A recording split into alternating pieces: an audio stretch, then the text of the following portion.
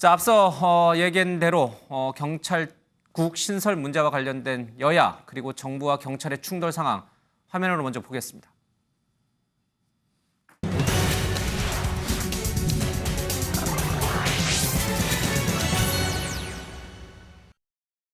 국방과 치안이라고 하는 것은 국가의 기본 사무고 그 최종적인 지휘 감독자는 대통령입니다. 그리고 정부가 헌법과 법에 따라 추진하는 정책과 조직 개편안에 대해서는 집단적으로 반발한다는 것이 중대한 국가의 기강문란이 될 수 있습니다. 다양한 의견이 존재할 수는 있는 것이지만 국가의 기본적인 질서나 이 기강이 흔들려서는 안 될 것이라고 저는 생각합니다. 나날이 중요해지는 우리나라의 치안기관인 경찰청을 행안부 장관이 행정적으로 지원하기 위한 경찰국을 신설하는 그러한 내용이 되겠습니다.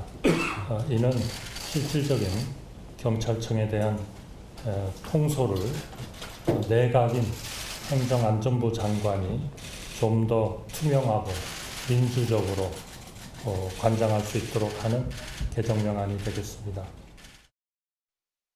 경찰국 신설을 위한 대통령령이 국무회의를 통과한 것은 졸속일 뿐만 아니라 국회의 입법권을 침해하고 우리나라가 법치국가가 아닌 시행령 국가를 만드는 심히 우려스러운 조치가 아닐 수 없습니다. 안타깝게도 경찰관 개인으로서나 조직적인 차원에서 경찰국 신설 추진을 막을 방법이 더 이상 없다는 것도 잘 알고 있습니다. 하지만 네, 윤석열 대통령의 출근길 문답 그리고 오늘 국무회의에서 통과된 경찰국 신설과 관련된 한덕수 총리 얘기 또 이 경찰서장 회의를 주재했던 유상영 전 울산경찰서 중부경찰서장 얘기까지 좀 들었습니다. 자, 김병민 위원장님, 지금 정부가 원래 예고한 대로 국무회의에 올렸고 오늘 의결이 됐고요. 다음 달 2일부터 이제 행안부에 경찰국이 신설이 돼서 총경 이상의 이제 이 경찰 고위 경찰들에 대한 인사권이 넘어가게 됩니다. 자, 이거를 왜 자꾸 경찰들은 경찰 중립성이 위반이다. 네. 뭐 독립성을 침해하는 것이다. 있을 수 없는 일이다. 이렇게 하면서 이렇게까지 집단 반발하는 걸까요? 중간에 있었던 과정상의 오해들이 조금 쌓였던 게 아닌가 싶기도 합니다. 첫 번째로 대통령실에서는 민정수석실을 폐지함으로 인해서 기존의 대통령실, 청와대 민정수석실이 수행하던 경찰 관련 인사 등에 대한 사실상의 비공식적인 업무를 공개적으로 행정안전부 내에 들어갈 수 있도록 이 조직 내에 대한 경찰국 신설을 만들어내겠다는 것인데 이 내용이 자칫 행정안전부의 통제 안에 경찰 업무들이 들어가게 되는 것 아니냐. 민주적 통제 범위를 넘어선다 이렇게 오해를 하고 있는 상황인 것 같습니다. 다소 아쉬운 부분 중에 하나는 경찰이라고 하는 조직 자체도 결국은 투표를 통해 선출된 정부의 민주적 통제권 안에 들어가 있어야 되는 건 매우 자명한 일인데요. 지금 보여주고 있는 집단적인 행동 자체는 그럼 경찰에 대한 예산과 인사 등에 대해서 과연 어느 정도 범위의 민주적 통제를 받겠다는 것인지에 대해서 국민께 설득이 잘 되지 않는 상태 속에서 집단적인 반발, 항명, 정치적 행위로까지 비춰지게 되니까 이런 일들이 과연 얼마나 큰 공감대를 형성할 수 있는가에 대한 아쉬움이 있습니다. 지난날 문재인 정부에서 일어났던 경찰 내부에서도 굉장히 정치적인 침해가 일어날 법한 많은 일들이 있었는데 그 당시에도 이토록 목소리를 내지 않았던 경찰 일부 총경들의 모습 속에서 지금 현재 경찰국 신설을 통해 아직까지 문제가 드러나지도 않았고 스스로 예상하고 있는 내용들을 윗선, 쿠데타 운운하면서 문제를 제기하는 것 좀 너무 나간 일이 아닌가 생각하고요. 일단 국무회의를 통해서 정리가 된 만큼 이 내용에 대한 제도를 시행해 나가면서 그럼에도 본인들이 삼고 있는 문제들이 발생할 수 있다면 그 뒤로 충분히 더 경찰 내에서의 의견들을 타진해 나갈 수 있지 않을까 싶습니다. 알겠습니다. 오늘 행정안전부의 대통령 업무 보고가 있었습니다. 그 내용이 이제 지금 속보 자막으로 나오기 시작했습니다. 아마도 이상민 행안부 장관과 윤석열 대통령은 이번 경찰들의 반발, 집단 반발을 경찰대 출신들이 주도하고 있는 것으로 보고 있는 것 같습니다. 그래서 이 경찰대 개혁 방안까지도 꺼내든 것 같습니다. 장성철 소장님. 사실 앞서 잠깐 들었던 유삼영 전 울산경찰서 중부 서장도 그렇고요. 또 이 서장회에 참석했던 사람들의 상당수도 경대 출신이에요. 그렇죠. 이제 경찰은 경대 출신이 있고 일반 순경 출신도 있고 뭐 군 출신도 있고 여러 가지 다양한 입적 경로가 있긴 한데 경찰대 출신이 이 집단 반발을 일으키고 있는 주도적인 세력 내지는 집단으로 보고 그 근거지인 경찰대를 추진하겠다라는 내용이 아마 오늘 업무보고에서 주로 다뤄졌던 것 같습니다. 네. 속보 자막만 보면. 네, 경찰 과연 이게 맞는 방향인가 하는 또 논란이 있을 것 같아요. 경찰대를 개혁해야 된다라는 것은요. 계속 매 정권마다 나왔던 예. 부분이었습니다. 그러니까 대략 지금 경찰 14만 경찰 중에서 2.4% 정도만 경찰대 출신인데 거의 60% 이상 고위직을 다 경찰대 출신으로 점유하는 것이 맞는 것이냐. 예. 그럼 순경으로 출발한 사람들은 결국에는 고위직으로 못 가는 거 아니냐. 이런 인사적인 불합리성에 대해서 제도적인 개선을 해야 되겠다라고 예. 생각을 한 것 같습니다. 이 사항은 윤석열 대통령께서 지난 후보 시절, 인수위 시절에 공약으로 내세웠던 부분이에요. 예. 그 부분을 행안부 장관이 오늘 경찰대 개혁을 하겠다라고 하는 건데 일단 내용은 이렇습니다. 문제점 인식은 이런 거예요. 예. 아니 경찰대를 졸업했다라는 것만으로도 경위로 바로 아무런 시험 7급이죠. 예. 네, 아무런 시험도 보지 않고 경위로 바로 임관되는 것이 맞는 것인가? 그 부분에 대한 합리적인 제도적인 개선은 필요하다라고 보여집니다. 궁금한 게 하나 있는데 육군사관학교 졸업하면 소위를 임관하잖아요. 그렇죠. 이 경찰대 졸업하면 7급, 그러니까 우리가 흔히 말하는 파출소장으로 임명되는 거랑 뭐가 달라요? 같은 거예요? 다른 거예요? 근데 기본적으로 국방의 문제와 이 치안의 문제를 좀 구분해서 구분해야 생각해봐야 되지 된다? 않을까 예. 생각이 듭니다. 그러니까 남북 대치 상황에서 고위 뭐 장교들을 양성하는 기관이 분명히 육사, 예. 해사 뭐 이런 쪽이 있잖아요. 공사. 상관학교, 예. 그런 쪽하고 지금 경찰대랑은 좀 다른 것 같아요. 다른 영역으로 봐야 왜냐하면은 부사관 제도가 국방부에 있지만은 예. 지금 경찰 같은 경우에는 순경 공채 제도가 있지 않습니까? 그런데 그 과정 중에서 바로 7급으로 임용된다는 것이 상대적인 차별을 좀 불러일으킬 수 있다라는 예. 문제점은 계속 지적되고 있었죠. 알겠습니다. 또 한 가지 짚어볼 대목은 정말 이번 그러니까 경난이라고도 불리는데 이번 경찰들의 이른바 행안부 경찰국 신설에 대한 집단 반발이 경대 출신 위주로 이뤄지고 있는 건가? 그렇다면 일반 순경 출신 경찰들은 그러면 정부의 이 행안부 경찰국 신설 문제에 대해서 찬성 내지는 중립적인 입장인가? 그 부분을 조금 명확히 좀 구분도 해봐야 될 것 같아요.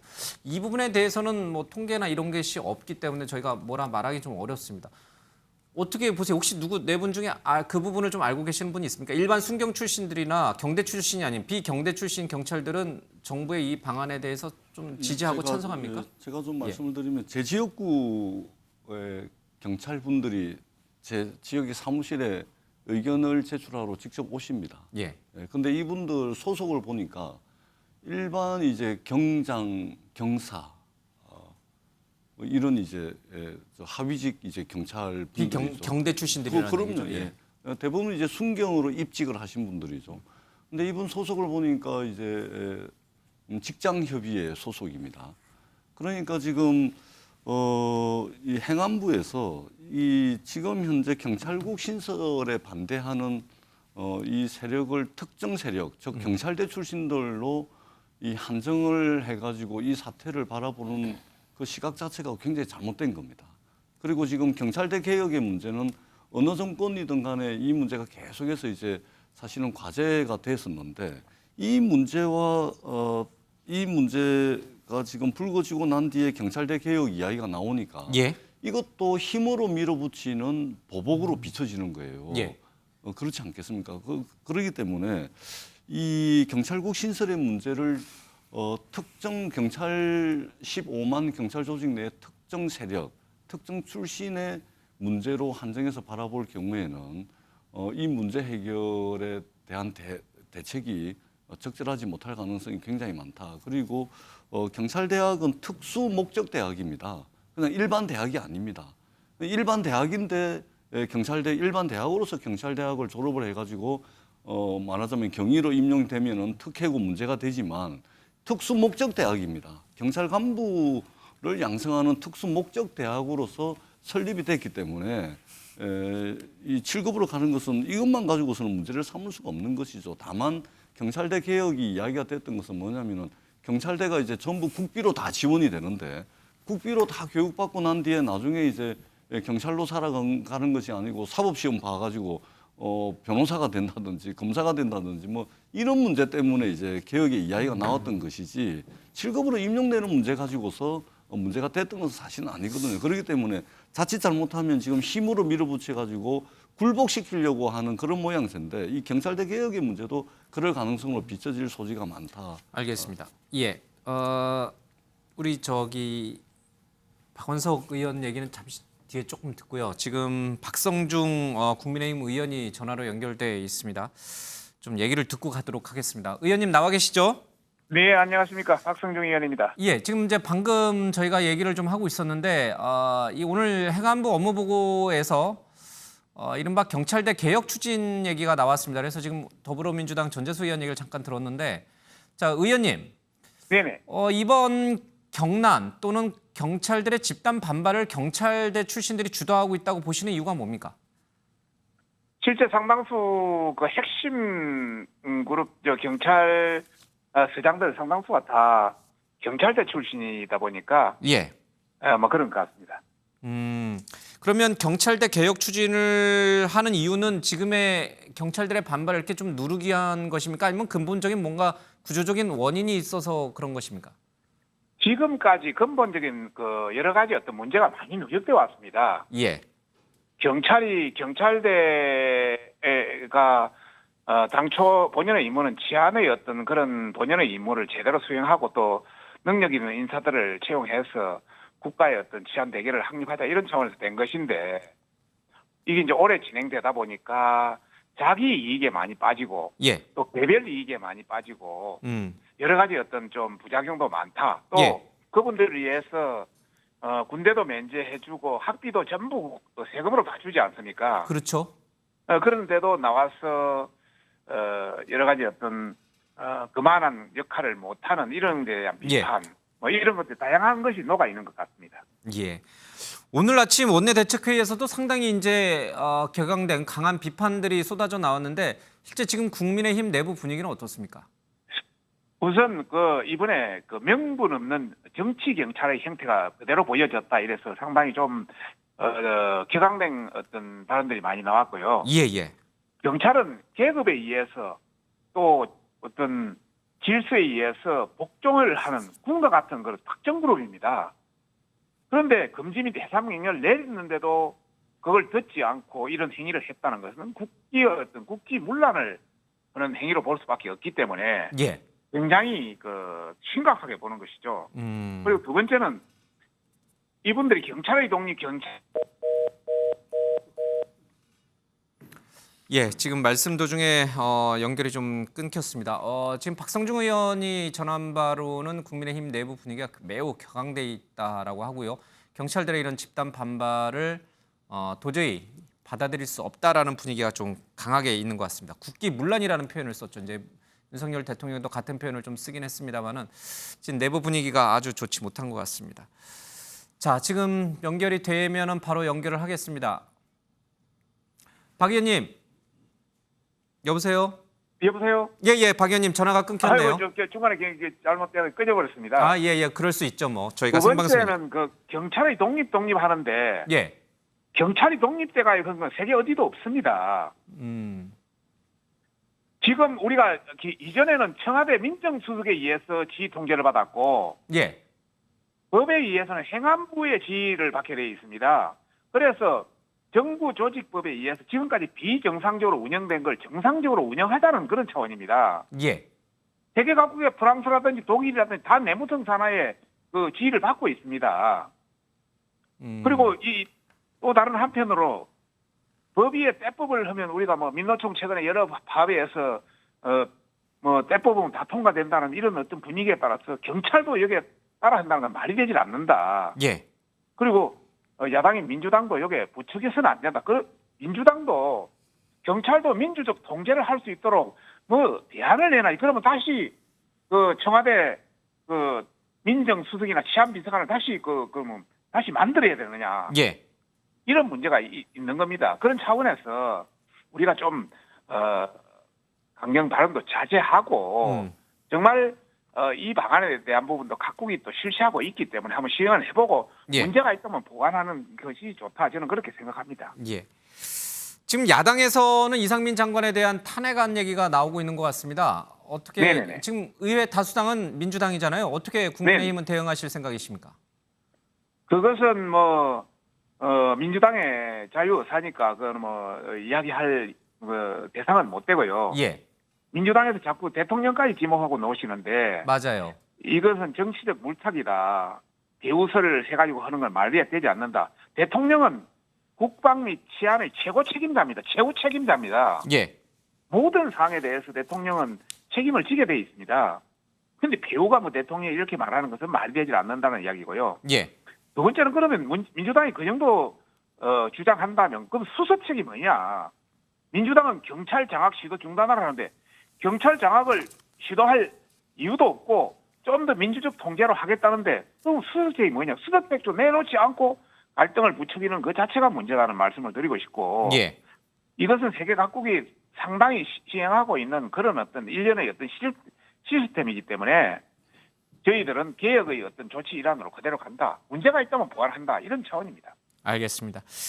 자, 여야 대치가 좀 갈수록 이제 강경해지는 것 같습니다. 자, 오늘 여기까지 듣겠습니다. 고맙습니다, 의원님. 네, 감사합니다. 예, 국민의힘 박성중 의원 얘기를 좀 들었습니다. 이 야당의 이 정치 공세 또 경찰들의 반발을 이해할 수 없다라는 그런 얘기였습니다. 자, 이번 경찰들의 반발을 구태타라고 표현한 이상민 장관, 그 표현은 과연 적절한 것인가 아닌지 한번 영상으로 보겠습니다. 장관님, 쿠데타 또는 내란에 비유하셨습니다. 판사 출신이시니까 잘 아실 겁니다. 내란이 성립하려면 내란 목적이 있어야 됩니다. 맞습니까? 그래야 되겠죠. 내란의 목적은 뭐가 있습니까? 이번 경찰들 모임에 내란 목적이 어떤 게 있습니까? 제가 말씀드린 것은 위험성을 이야기하는 것입니다. 제가 아까 말씀드렸지 않습니까? 일반 법률 전문가시고 공무원들의 법률 집단 전문가시고 행동과 부처의 장관이십니다. 네, 말씀하실 때는 여러 가지 다 판단하고 고려해서 신중하게 하셔야 됩니다. 그렇습니다. 내란이라는 말을 일반 제가 내란이라는 이야기를 쓰지 부담스럽습니다. 쿠데타가 내란입니다. 좀 다릅니다. 좀 다릅니까? 네, 그렇습니다. 쿠데타하고 내란이 다르다는 거의 유일한 학설이 나온 것 같습니다.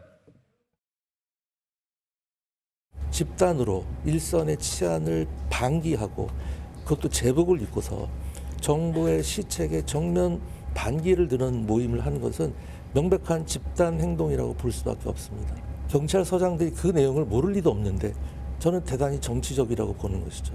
그래서 무장할 수 있는 일선 지휘관들이 이렇게 상부의 명시적인 지시를 어겨가면서 정복을 입고 대낮에 경찰 시설문 안에 모여 있다는 것 자체가 굉장히 위중한 상황이라고 어제 국민 여러분께 호소를 한 겁니다. 이상민 행안 장관께서 경찰국 설치에 대한 경찰의 집단 반발이 12.12 쿠데타다에 준하는 상황이다. 총리께서 이 문제에 대해서 어떻게 생각하시냐? 근데 할 수 있는 표현이라고 말씀을 하신 것 같은데 맞습니까? 그거는 정말 중요한 일입니다. 왜냐? 그러니까 할 수 있는 표현이 있냐고요. 지금 우리 경찰이 국가 반란이나 이 무슨 정권 찬탈을 시도하고 있습니까? 행정안전부 장관은 그러한 절실성을 좀 표현하는 그러한 것으로서 그런 용어를 사용하지 않았나 그렇게 생각합니다. 네, 이 군사적 구테타라는 맥락에서 이상민 장관이 이제 강경하게 절실하게 표현했다 이렇게 얘기가 나오고 있습니다. 자, 박원석 의원님, 네. 지금 앞서 이제 장성철 소장께서는 이제 경찰대 얘기를 언급하시면서 지금 남북이 대치되고 있는 상황에서 군인과 그러니까 이제 초급 장교를 양성하는 것과 이 경찰대 출신은 좀 다르다라고 말씀하셨는데. 또 이상민 장관은 총이나 무기를 소지할 수 있다는 측면에서는 경찰들 고위급, 그것도 이제 서장급 정도의 고위급 경찰 간부들이 상부의 명령을 어겨가면서 모이고 해산 명령도 거부하는 것은 정말 군사 구테타, 12.12 구테타에 준한다 이렇게 또 표현을 하셨거든요. 이게 참 어려운 문제일 수 있는데 우리 박 의원님께서는 어떻게 해석을 하고 있습니까? 이거 군사 구테타에 준하는 집단 항명이라고 보시나요? 누가 봐도 과한 발언이죠. 저는 이상민 장관이 주무장관으로서 본인의 무능과 불통을 고백한 것이 다름 아니라고 생각을 합니다. 사실 그 경찰국 신설 관련해서 예. 충분히 당사자들과 대화하고 소통하고 설득을 했어야 됩니다. 왜냐하면 경찰 개혁의 역사를 보면 행정부로부터 그 정부로부터 독립의 역사였습니다. 91년도에 경찰법이 개정되면서 행안부 장관의 정부지휘법상 사무에서 경찰과 치안에 관한 사무가 빠졌습니다. 근데 그럴 수밖에 없었던 과거의 사건들이 있었어요. 예. 박종철 열사 고문 사건, 또 이한열 열사 최루탄 맞아가지고 사망한 사건, 그런 등등으로 인해서 공권력을 행사하는 경찰이 과거에 뭐 권력의 주구다 이런 표현까지 사용을 했었는데, 그렇게 권력이 시키면 시키는 대로 하는 그런 어떤 집단이나 조직이 돼서는 예. 이게 시민의 안전과 또 이 시민을 위해서 봉사하고 시민을 위해서 일하는 그런 기관이 될 수 없다라고 해서 행안부 장관으로부터 경찰의 업무를 독립시켜 놓은 거예요. 물론 청와대 민정수석실을 통해서 일종의 이제 법 이외의 통제를 해왔던 게 사실입니다. 그것도 잘못된 방안이죠. 그렇다면 지금 시대에 맞는, 그리고 경찰 개혁의 역사적 경로에 맞는 그런 민주적 통제 방안이 뭔가에 대해서 논의하고 안을 만들면 돼요. 근데 지금 이게 법령상 위임도 안 된 그런 어떤 시행령 혹은 뭐 시행규칙 개정을 통해서 이 지휘규칙을 만들어가지고 경찰을 통제하겠다는 것 자체가 위헌성, 위법성 논란을 일으킨 겁니다. 예. 근데 그렇게 원인을 제공해 놓고 경찰 간부들, 일선 경찰 간부들이 모여가지고 이 문제에 대한 내부 의견을 모으고 상부에 건의하기 위해서 회의를 했는데, 그걸 가지고 43년 전에 쿠데타를 소환해서 그 위험성을 경고한다. 저는 지금 저 장관은 어느 시대 분인지 모르겠어요. 지금 뭐 윤석열 대통령은 국기문란이라는 표현을 좀 썼습니다. 장 소장님, 이 부분을 지금 행안부 장관이 굉장히 강경하게 말씀하시고, 대통령도 어제는 뭐 경찰과 행안부가 잘 할 것이다라고 얘기하셨다고, 오늘 아침에는 국기문란이라는 표현까지 쓰면서 아주 강경한 입장을 밝혔습니다. 이게 쿠데타로 이렇게 보시는 시각, 이유가 있을 것 같아요. 그러니까 경찰들은 무장을 할 수가 있다. 그리고 행안부 장관 그리고 경찰청장이 당시에 총경 회의를 하지 말라고 중지 명령을 내렸는데도 얘기를 안 들은 것은 항명이다. 그렇다면 쿠데타를 할 수 있는 거 아니냐. 그런 이제 위험성에 대해서 얘기를 했다고 이상민 장관이 얘기를 한 건데, 부적절한 발언이죠. 잘못된 발언입니다.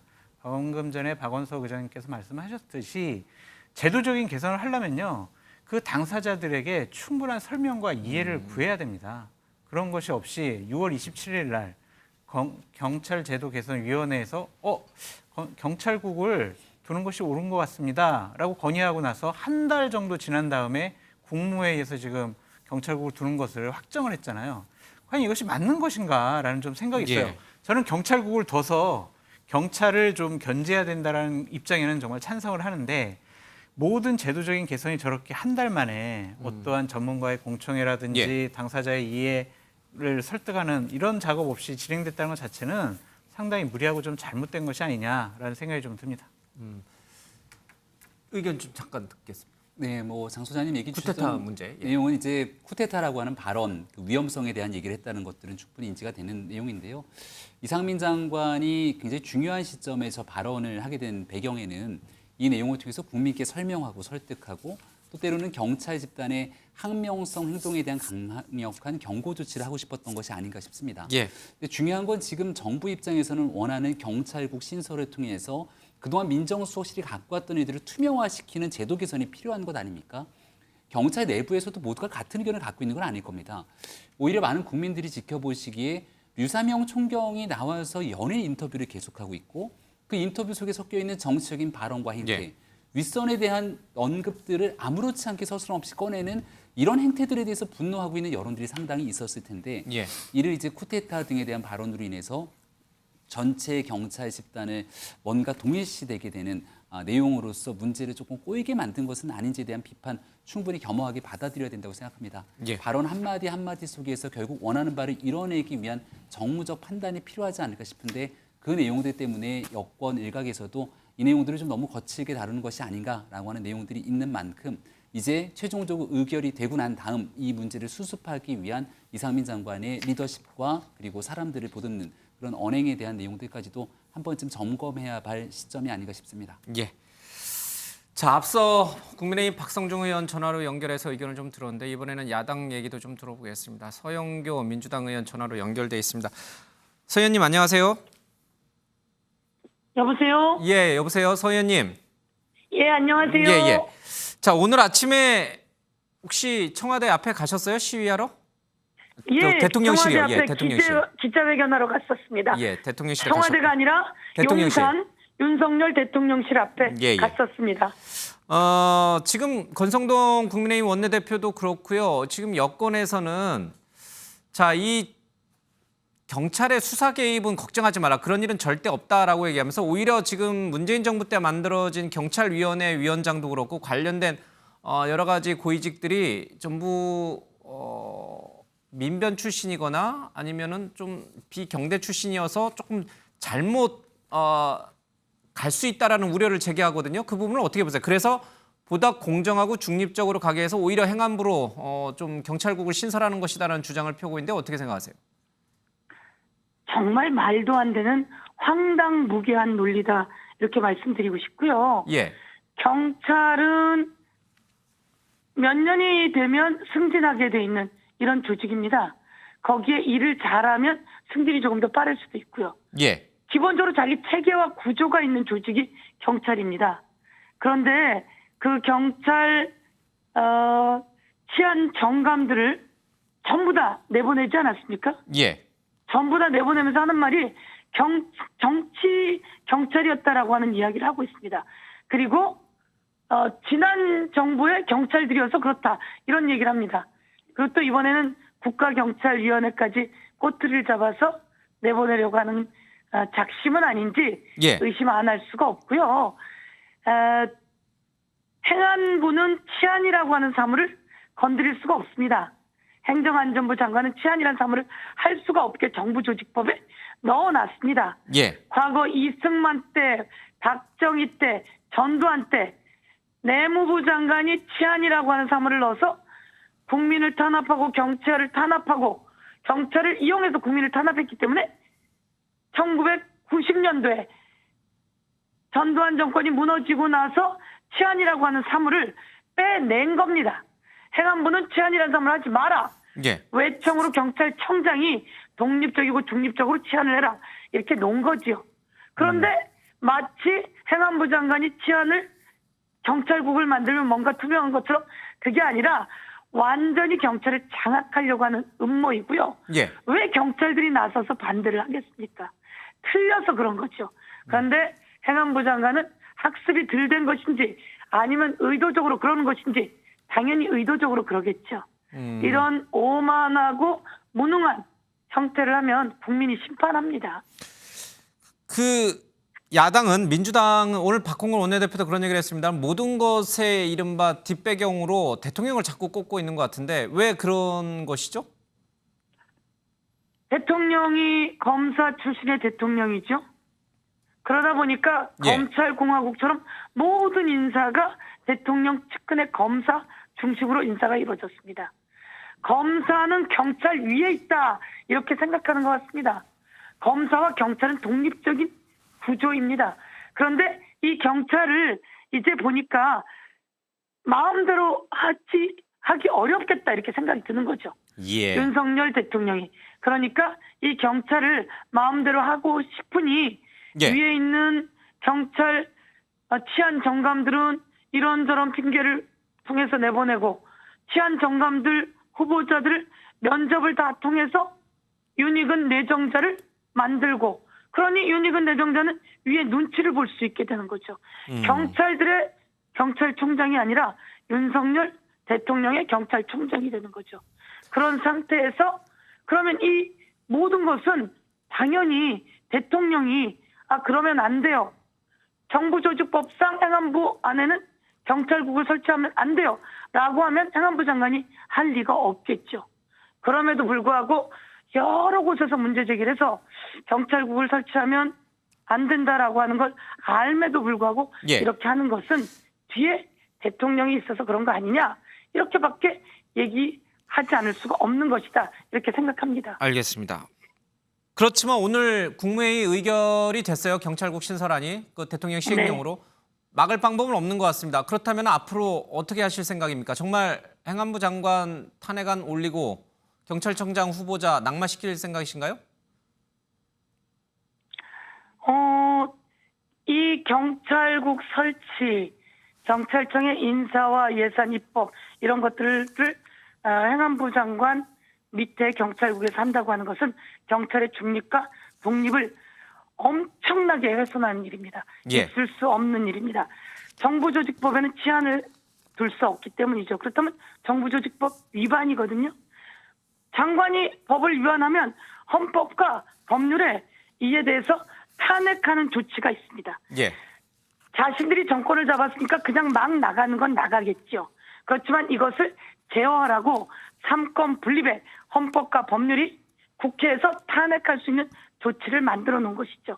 그러면 이것에 대해서는 그들이 마구잡이로 나갔다면 국회는 탄핵 조치를 검토하지 않을 수가 없는 것입니다. 해임도 검토하지 않을 수가 없는 것입니다. 그리고 마찬가지로 법적 조치 여러 가지 등등도 검토하지 않을 수 없다 이렇게 말씀드리고 이것은 정부와 국회가 법적으로 대립하면 안 되지 않겠습니까? 예. 그런데 이렇게 민심을 왜곡하고 국민을 향한 행안부 장관의 쿠데타, 행안부 장관이 경찰서장들이 모였더니 아니 경찰 관련한 일을 하는데 경찰서장들이 모여서 회의하는 건 당연하지 않겠습니까? 그랬더니 쿠데타라 이렇게 얘기하자 합니다. 알겠습니다. 이게 행안부 장관이 국민을 향한 행정 쿠데타 아니겠습니까? 저희는 그렇게 보고 있으면서 이것은 여러 가지 국회의 조치, 법적 조치 그리고 민심의 위반과 민심의 거센 저항이 행안부 장관과 윤석열 정부를 조치하게 될 거다 이렇게 말씀드리겠습니다. 알겠습니다. 자, 말씀 잘 들었습니다. 고맙습니다, 의원님. 네, 예, 고맙습니다. 더불어민주당 서영교 의원 얘기까지 좀 들었습니다. 앞서 박성중 국민의힘 의원 또 서영교 의원의 얘기를 좀 들어보니까 참 이 정부와 경찰 그리고 여당과 야당이 강대강 정면 폭주하는 폭주기관차처럼 정면 충돌할 것 같다는 생각이 좀 듭니다. 서로가 탄핵 얘기를 꺼내고 있는 것 같습니다. 자, 이 문제는 여기서 좀 정리를 하고요. 다음 이슈로 넘어가도록 하겠습니다.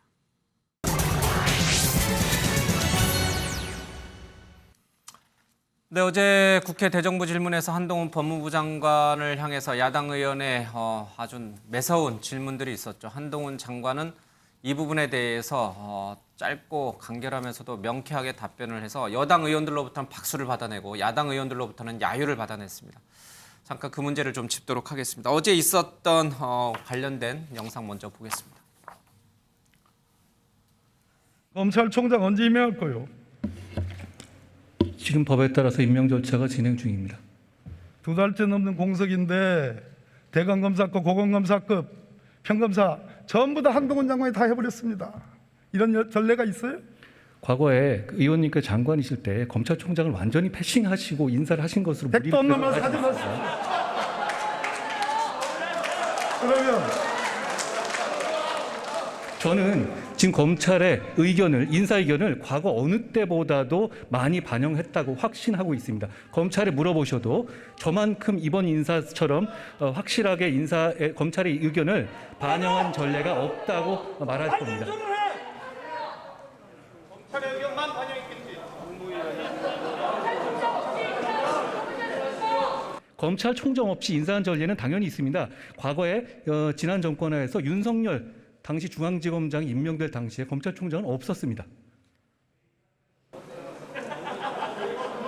내가 2차례에 걸쳐서 윤석열 검찰총장과 인사협의를 2번 했습니다. 네, 김병민 위원장님. 지금 네. 어제 국회 대정부 질문에서 전 법무부 장관과 현 법무부 장관의 이제 질의응답이 있었습니다. 뭐 누가 더 날카로웠느냐, 누가 더 잘했느냐는 뭐 평가하기는 뭐 각각 제각각 시각이 다르니까요. 문제점이 뭐라고 보십니까? 질문하는 사람이 문제였다고 보십니까? 답변하는 사람이 문제였다고 보십니까? 질문자를 선택한 민주당이 문제라고 봅니다. 왜냐하면 박범계 의원이 나가서 예. 질문을 하는 순간 대정부 질문이라는 건 현재 집권하고 있는 정부의 문제점들을 꼬집게 되는 건데 예. 지금 한동훈 장관이 이끌고 있는 법무부의 문제점을 꼬집자니 한동훈 장관이 얘기하고 있는 것처럼 아니 지난 정부 때 이 자리에 서서 질문하시는 박범계 장관은 어떠셨습니까? 라고 하는 답에 대답을 못하지 않습니까? 예.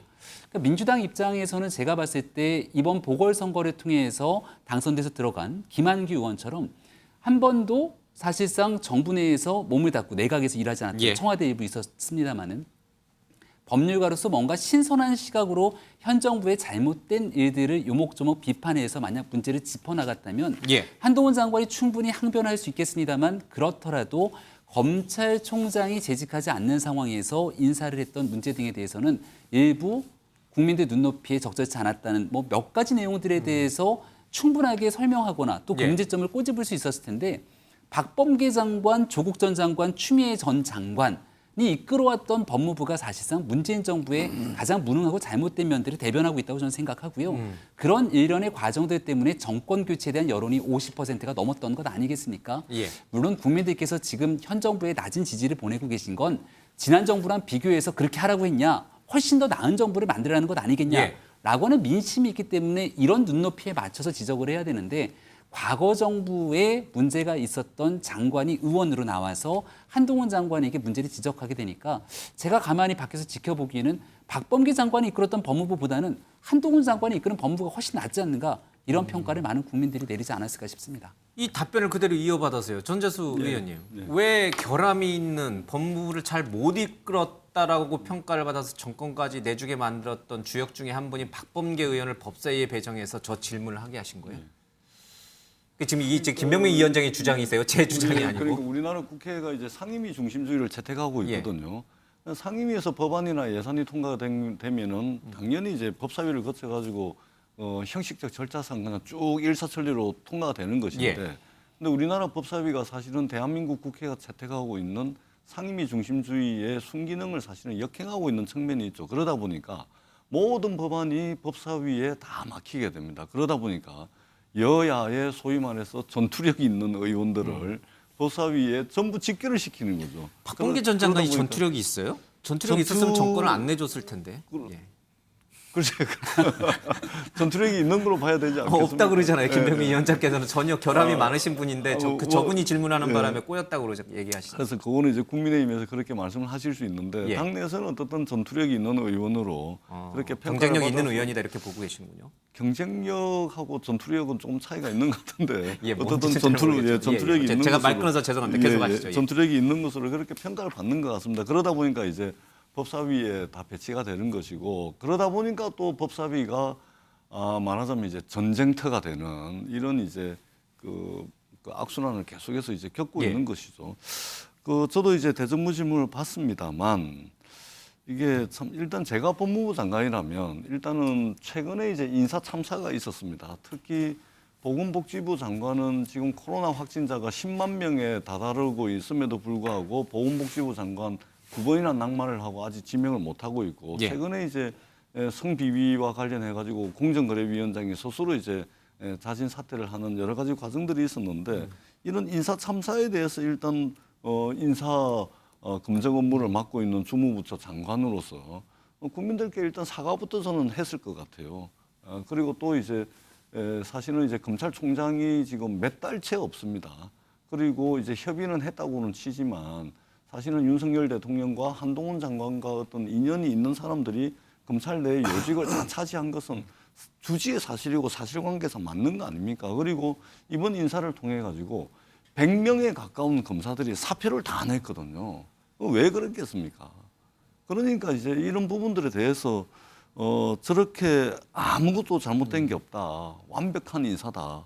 또는 전 정부 탓을 하면서 넘어가는 것이 저는 좀 온당한 것인가라는 이제 의문은 있습니다. 좀 이제 그런 측면에서 좀 안타까워, 좀 부족한, 좀 아쉬운 그런 대정부 질문이 아니었나 그렇게 평가를 하고 싶습니다. 일단 뭐 인사 참사와 관련해서 국민에게 사과부터 했어야 된다 이렇게 이제 말씀을 하셨네요.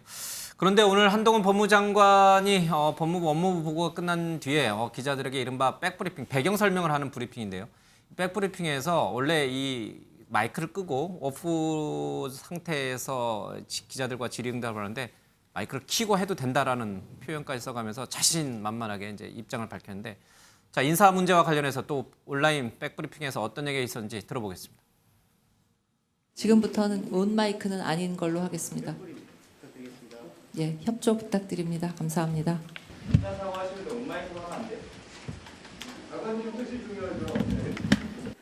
그냥 하시죠. 전 괜찮습니다. 그러세요. 예. 아 이거 그냥 방송으로 하시는 건가요? 저희는 보통 브리핑 할 때까지만 온 마이크라 그 다음부터는 실명으로 쓰되 뭐 마이크는 안 원하시는 하고요. 저는 상관없습니다. 예, 그렇게 하십시오. 예. 아, 네, 장관님 TV조선 기자입니다. 안녕하세요. 그러면 이걸로 오늘 브리핑 마무리하겠습니다. 있으시면 해도 됩니다. 더 하시겠어요? 예. 하나 더 받을까요? 뒤에 요. 네, 사장님 안녕하십니까. 뉴스핌 기자님. 안녕하세요. 그 윤석열 정부 들어와서 그 인사 문제가 아무래도 많이 지적을 받고 있는데 인사 검증을 하시는 입장에서 좀 개선 방식을 생각하신 게 있다면 인사는 인사하는 인사권자의 문제이니까 제가 또 게다가 인사 검증에 관여를 하기 시작한 사람으로서 인사 업무 대통령의 인사 업무에 대해 평가하는 것은 제가 주제 넘은 일 같습니다. 예, 보통의 이 장관들은 마이크를 켜고 브리핑하는 걸 굉장히 좋아하지는 않습니다. 예, 마이크를 끄고 약간 이제 본인들의 말하는 것이 모두 이제 녹음이 되는 카메라에 녹화가 되는 이런 상황을 좋아하지 않는데 한동훈 장관은 좀 예외적인 것 같습니다. 저런 장관도 오랜만에 보는 것 같습니다.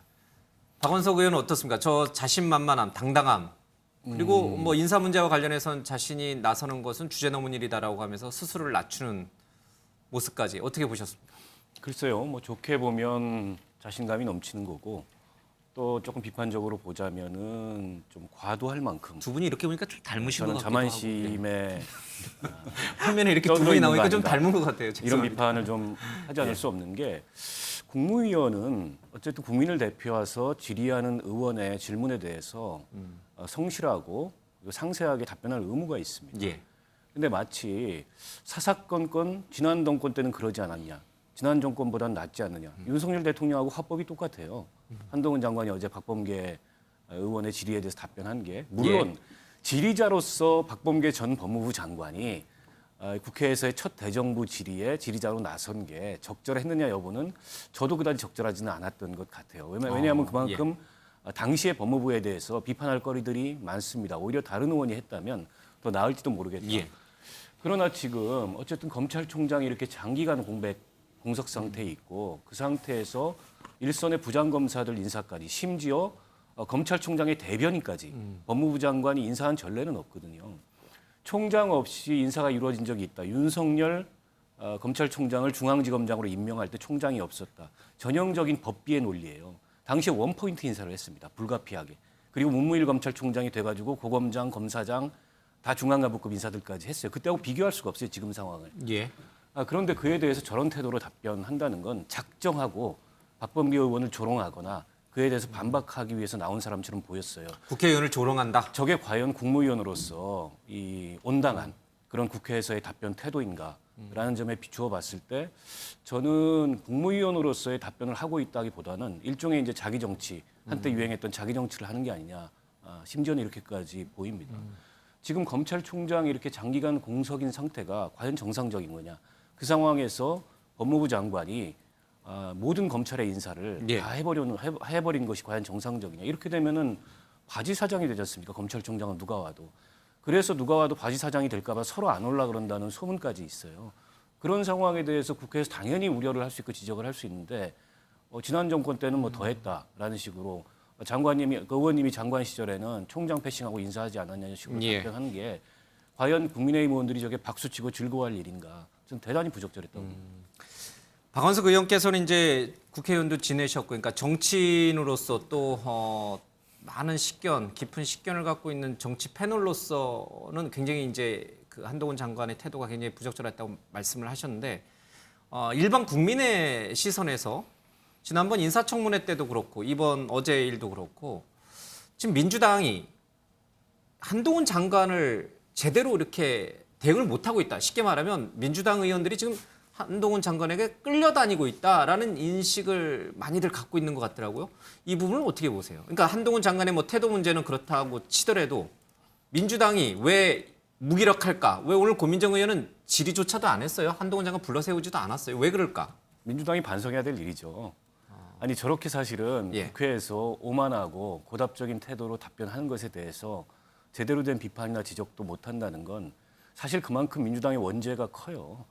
지난 정부 시절에 어쨌든 이 검찰, 법무부를 운영하는 데 있어서 조국 사태 때부터 시작해서 국민들로부터 비판받을 그런 여러 가지 약점들이 있는 데다가 지난 인사청문회 때 또 몇몇 의원들이 결정적인 실수를 범함으로써 국민적으로 약간 그 놀림의 대상마저 됐지 않습니까? 예. 그리고 이제는 급기야 뭐 한동훈 장관이 오히려 거꾸로 지난 정부를 향해서 역공을 취하는 이런 사태까지 왔는데 저는 앞으로 법사위를 운영함에 있어서도 저는 비판받을 요소들이 굉장히 많다고 생각하거든요. 근데 민주당이 지금 말씀하신 대로 그에 대해서 잘 대응을 못해요. 무리한 검수완박 추진도 사실은 그렇게 민주당의 입지가 취약해지는데 한 원인이 되기도 했고 저는 지금이라도 뭐 박범계 의원이 지금 법사위에 배치된 게 과연 적절한가 싶은데 한동훈 장관이 뭐 소통령이라고 불릴 정도로 현 정부의 국무위원을 대표하는 사람이고 또 민주당이 그 국회에서 어쨌든 한 장관을 타겟으로 삼고 있다면 그에 적합한 대응력을 갖춰야 되는데 지금 민주당이 지금까지 보여준 대응은 좀 실망스러운 게 사실이죠. 알겠습니다. 자, 그러면요. 한동훈 장관과 그리고 박범계 의원의 설전을 조금 더 보도록 하겠습니다. 오늘 윤석열 대통령 업무 보고가 있었죠. 지금 이제 좀 전에 보신 것은 이제 끝나고 나서 백브리핑 모습을 봤고요. 이 사전에 있었던 얘기도 좀 들어보고요. 어제 설전도 좀 함께 더 보도록 하겠습니다. 박범계 전 장관께서 타임 복원 같은 그런 언론 홍보를 강화하는 거에 대한 문제를 말씀하시면서 수사를 통해 국가를 통치하겠다는 검언유착 강화로밖에 안 보인다 뭐 이런 식의 입장을 얘기하셨는데 이에 대해서도 혹시 보탤 말씀 있으신지 궁금합니다. 그렇게 보이십니까? 저는 그렇게 보이지 않는데요. 한 가지만 말씀드리면 중요한 임무를 담당하는 공직자는 언론으로부터 불편한 질문을 받아야 한다고 생각합니다. 거기에 대해서 즉답을 하든 뭐 답을 안 하는 것도 답 아니겠습니까? 그런 식으로 서로 간에 이 소통이 될 수 있어야 하고 그것은 공식화하고 투명한 방식이어야 합니다. 저는 그것을 정상화하겠다는 취지입니다. 많은 분들이 동의하실 것 같은데요. 이재명 의원 부인의 법카 유용 의혹과 관련해서 경찰청이 우리 장관 소관 아닙니다. 행정부 행안부 장관 소관이긴 하지만 130회 이상 압수수색했습니다. 어디서 많이 듣던 압수수색 횟수죠? 말씀해 주시면 듣겠습니다. 과잉 수사 아니에요? 경찰이 수사하는 것에 대해서 법무부 장관에게 게다가 구체적 사안에 대해서 아니죠. 법무부 장관은 여전히 수사지휘권을 갖고 있고 경찰의 수사는 저는 의원님과 달리 구체적 사안에 대해서 개입하지 않겠다고 이미 말씀드렸습니다. 제가 구체적 사안에 대해서 수사지휘권을 남발하거나 그러고 있지 않지 않습니까? 들어가시고요. 행안부 장관님 한 번 더 나오셔야 되겠어요.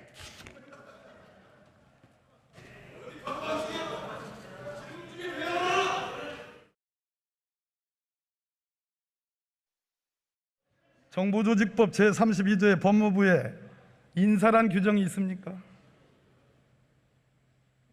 행정각부의 조직은 정보조직법에 따라서 위임할 수 있는 규정이 있는 것으로 알고 있습니다. 일부 위임이죠. 정보조직법에 물었습니다. 자꾸 딴 제 질문에 그렇게 피하지 마시고. 아니 피하는 게 아닙니다. 정면으로 답을 하세요. 정면. 이미 그 이슈에 대해서는 그게 법적으로 문제가 없다는 법제처 판단까지 돼서 시행 중인 사안입니다. 이완규 법제처장의 검수를 받았다. 초록은 동생 아닙니까? 정보조직법 제32조에 법무부 장관이 할 수 있는 업무 범위에 인사가 없다 이 말입니다. 알고 계십니까? 위임은 할 수 없는 범위를 위임하는 것입니다. 해당 부서가 할 수 있는 범위라면 위임이 아니겠죠. 업무는 없는데 직위는 만들었어요. 이게 꼼수입니다. 이게 법치농단이에요. 저는 그렇지 않다고 생각합니다. 외향은 법치를 띠고 있지만 실제는 반법치다 이 말입니다. 저는 거기에 동의하지 않습니다. 그렇게 대답하시겠지. 왜 법무부 장관이 대법관, 헌법재판관, 국무총리, 대통령, 비서실장, 수석들까지 검증해야 됩니까? 저의 업무 범위는 객관적 1차 검증을 해서 판단 없이 제공하는 것이고요. 대법관 추천과 관련해서는 저희 인사관리단이 검증을 하고 있지 않습니다. 한동훈 장관 내 마음에 들면 검증 안 하고 내 마음에 안 들면 검증하는 거예요?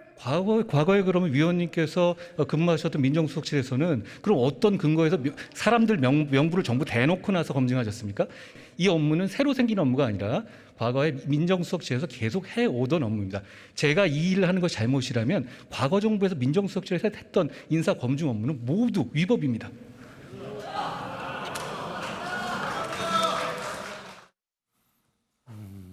다들 뭐 심각한 표정으로 지금 영상을 좀 보셨습니다. 저도 제법 심각하게 영상을 좀 봤습니다. 장성철 소장님, 네. 한동훈 장관에게 별의 순간이 오고 있는 건가요? 아니면 오늘은 어떻게 어제 오늘은 한동훈 장관의 글쎄요, 지금 이제 공직자지만 나중에 뭐 정치인의 길을 갈지 안 갈지 모르겠지만 어제 오늘은 어떤 의미로 기록이 될까요? 그러니까 저런 식의 태도는요, 윤석열 대통령을 강하게 지지하는 지지층, 그리고 국민의힘을 강력하게 지지하는 지지층으로부터는 환호를 받을 수가 있어요. 예. 그래서 아마 대권 후보 지지율로 따지게 되면 다음번 조사할 때는 더 올라갈 수가 있습니다. 예. 하지만 저런 태도가 과연 옳은 것이냐라는 좀 생각은 한동훈 법무부 장관이 다시 한번 생각을 해봐야 될 것 같아요. 예. 저는 보수파를 지지하는 입장에서 박범계 법무부 장관이 과거에 법무부 장관으로서 일을 잘못했고, 또한 현직 의원으로서 한동훈 법무부 장관에게 제대로 된 질문을 하지 못해서 망신을 당했다고 생각은 합니다. 예. 하지만은 장관이 국회의원이 묻는 질문에 대해서 말을 똑같이 하고 지지 않고 계속해서 당신은 어떻게 했느냐, 과거에 그러지 않았느냐, 이런 식의 반어법식으로 문제 제기를 하는 것은 결코 행정부 장관이 해야 될 일은 아닌 것 같아요. 그러니까 국회에 나와서 뭐 여러 의원들의 얘기에 주눅 들거나 비열하게 답변할 필요는 없는데, 저런 식의 좀 오만하고 교만한 태도를 보이는 것은 앞으로 한동훈 법무부 장관이 장관을 계속 할지 아니면 정치를 시작할지 모르겠지만 다른 진영에 있는 분, 중도층에 있는 분들에게는 좀 반감을 살 수도 있다. 알겠습니다. 좀 조심하는 것이 좋은 것 같다라는 생각이 듭니다. 전재수 의원께 여쭤보면 당연히 부정적으로 평가하실 것 같고 우리 김병민 위원장은 좀 긍정적으로 보십니까? 한동훈 장관의 저 모습을? 일단은 두 명의 한 명의 정치인과 그리고 장관의 태도를 분석할 필요가 있는데요. 예. 박범계 장관의 질의에는 국민을 대신해서 묻는데 반말이 나오고요, 고성이 나오고요, 억지가 나옵니다. 박범계 장관 쪽에서, 박범계 의원 의원의 쪽에서. 대정부 질문에는 예, 예. 보시면 소리를 지르지 않습니까? 대답에서 내용에 대한 본인이 만족스러운 답변이 오지 않으니까 억지를 부리고 예. 때로는 반말하게 됩니다.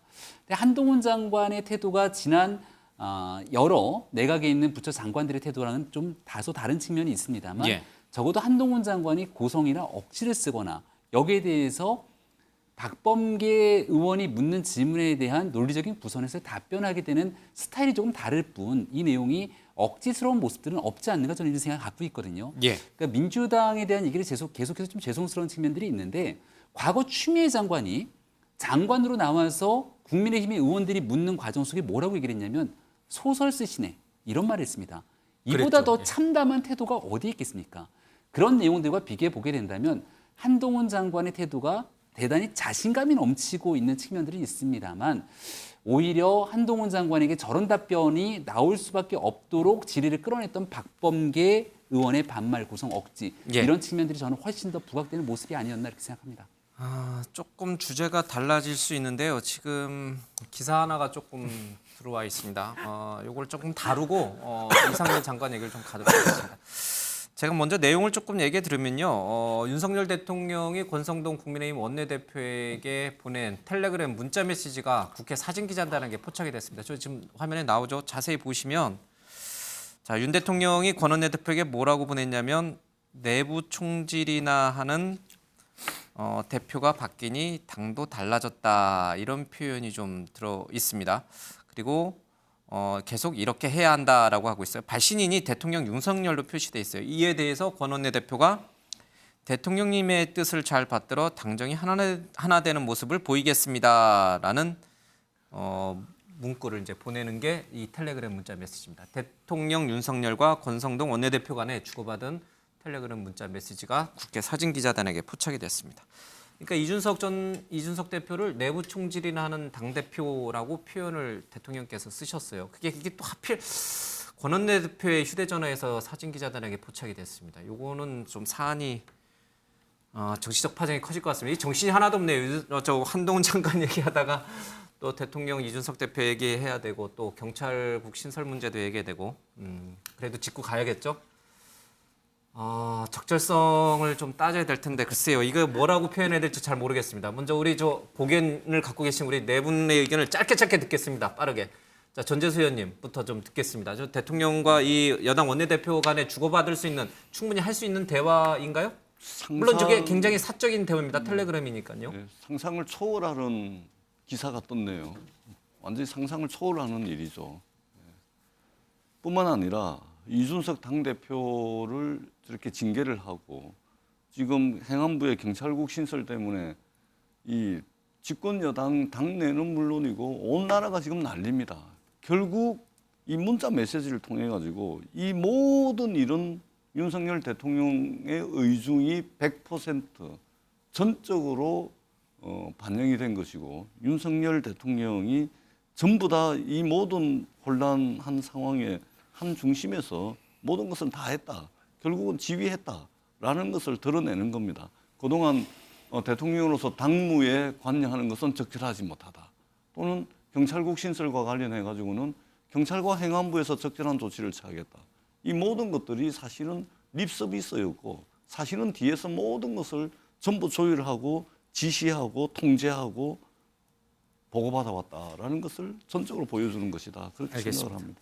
뭐 대통령실 해명도 나와야 되고 그래서 조금 뭐 저희가 또 차분하게 또 갈 필요는 있는데 어쨌든 뭐 네 분의 얘기는 짧게 다 듣겠습니다. 김병민 위원장님 준비되셨어요? 갑자기 소식 접해서 내용을 아직 파악 잘 못하셨을 수도 있는데. 네, 뭐 속보가 뜬 것 같은데요. 일단은 국회에 있는 상황이라면 휴대전화 혹은 수첩에 있는 내용들 언제든지 카메라 줌업을 통해서 이런 내용들이 밖으로 기자를 통해서 나갈 수 있다는 점들을 인식을 해야 될 텐데 권성동 원내대표가 그런 내용을 인식하지 못했다라면 심각한 문제가 아닐 수 없다 이렇게 생각이 되고요. 텔레그램의 메시지로 보이는데 지금 이제 대통령 추정이라고 기사는 나오는 것 같습니다. 왜냐하면 텔레그램에서 어떤 인물과 대화를 나눴는지는 확인하기 좀 어려운 측면이 있으니까 이 내용에 대한 좀 사안을 확인을 조금 더 우선적으로 해보고 난 뒤 권성동 원내대표 발언 그리고 등에 대한 또 용산에서도 이 내용에 대한 언급들이 있지 않겠습니까? 사안을 좀 지켜보고 난 뒤에 언급을 해야 될 것 같습니다. 이준석 대표가 봤으면 어땠을까요? 이준석 대표가 지금 전국을 돌면서 2030으로부터 많은 호응을 얻고 있잖아요. 혹시 그걸 견제하기 위한 목적도 있다고 보십니까? 그러니까 의도된 노출이라고 보십니까? 글쎄요. 이준석 대표에 대한 평가는 워낙이나 다양하게 있지 않습니까? 오히려 심각한 위기 상황 속에서 그리고 윤리위원회 징계 이후로 자숙하고 숙고해야 될 시간에 오히려 이준석 대표가 내부에 대한 정치행위들을 하고 있는 것 아니냐 이런 비판의 목소리들도 있습니다. 이제 이 내용에 대해서 과연 이제 어느 정도로 파장이 좀 이어지게 될지는 추후에 조금 더 지켜봐야 될 대목이라고 봅니다. 예, 박 의원님. 대통령 국정수행 지지율이 다음 주에는 20%대 찍겠네요. 이거와 이제 부정적인 영향을 미칠 거라고 경찰국 보시나요? 신설 등등으로 인한 갈등으로 인해서 그동안에 윤핵관들이 왜 이렇게 무리수를 두고 또 국민의힘의 윤리위원회가 왜 이렇게 무리하게 징계를 추진할까? 저는 그 저간의 사정이 저 문자 하나를 통해서 다 드러난 게 아닌가 싶습니다. 당무에 깨알같이 관여를 하고 계시네요. 정성철 소장님 조금 한숨을 쉬시는 것 같은데. 예. 참 평론하기가 참 괴롭다라고 말씀을 드리고요. 참 큰일 났다라는 좀 생각이 듭니다. 대통령이 이준석 대표에 대해서 어떻게 생각을 하는지 적나라하게 드러났고요. 결론적으로 이준석 대표를 되게 싫어했다라고 볼 수밖에 없고 저 텔레그램에 이제 권성동 대표의 답이 더 저는 부적절한 것 같아요. 뭐라고 했냐면 대통령님의 뜻을 잘 받들어 당정이 하나 되는 모습을 보이겠습니다. 이렇게 얘기했거든요. 권성동 원내대표 출마할 때 뭐라고 했냐면요. 대통령께 쓴소리 하겠다, 할 말 하겠다. 그래서 원내대표 됐어요. 그거랑 다른 얘기잖아요. 그러니까 이 사건의 파장이 상당히 좀 커질 것 같아서 심히 걱정됩니다. 알겠습니다. 지금 방금 나온 얘기라 저희들이 더 이상 뭐 이 주제 가지고 이제 얘기하기는 조금 무리일 것 같고요. 좀 정치권 파장까지는 뭐 내일 조금 더 다루도록 하겠습니다. 앞서 하던 얘기로 좀 돌아가겠습니다. 어제 대정부 질문 또 오늘 이상민 행안부 장관의 모습도 계속 언론의 주목을 받았습니다. 자동은 우상민이라는 얘기까지 좀 나올 정도로 한동훈, 이상민 두 장관들의 모습이 언론에 계속 포착이 되고 있습니다. 어제 모습 보겠습니다. 쿠데타라는 표현 사과하실 의향은 없습니까? 전혀 없습니다. 저는 오히려 쿠데타입니까? 경찰국을 만들지 않는 것이 행안부 장관의 직무유기라고 생각합니다. 이것은 경찰관들과 공감을 하고 말고 할 그런 문제가 아닙니다. 장관님, 다시 한번 묻겠습니다. 쿠데타라는 표현 사과하실 의향 없습니까? 제가 이번 사태를 쿠데타라고 규정한 것이 아닙니다. 쿠데타에 준하는 사태고 이러한 사태가 바로 그러한 위험한 상태로까지 이어질 수 있다라고 이야기한 것입니다.